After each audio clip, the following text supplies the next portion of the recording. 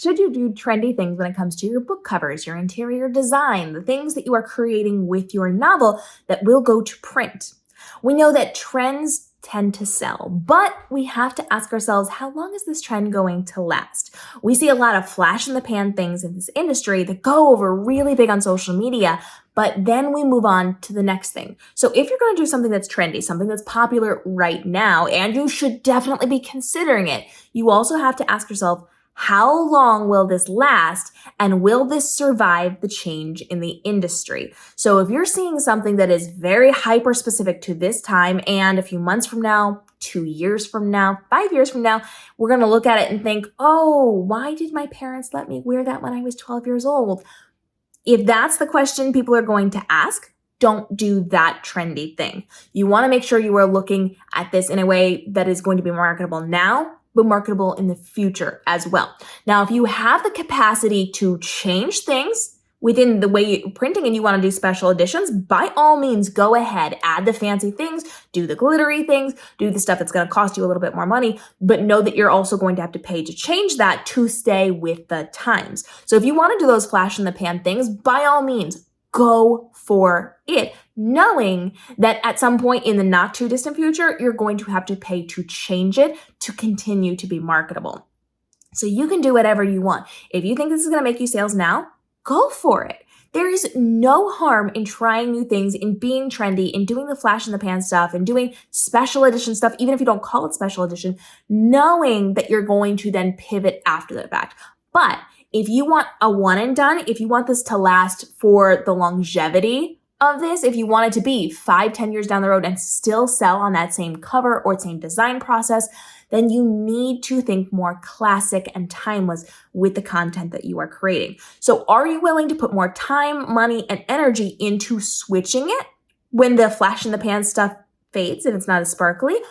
Or do you just want to invest the time, effort, and money into it now to have it through the long haul of your career, or at least a good number of years? We know that the industry frequently changes, and what sold books 5 years ago doesn't sell those books now, and you have to update at some point.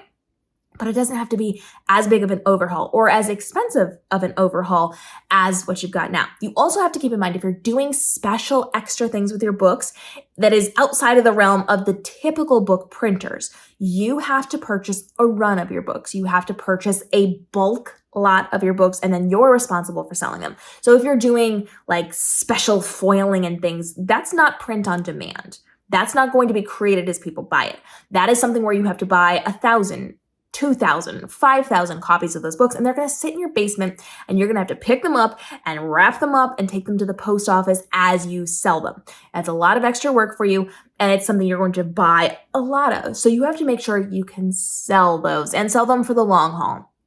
So if you don't have a ton of like book signings and you're not really popular on social media, that might not be a good investment for you, because a year from now, when that special extra thing that you paid extra for and had to buy a bunch of isn't popular, is it going to get people's attention when you're at book signings and different events and when you're selling these books?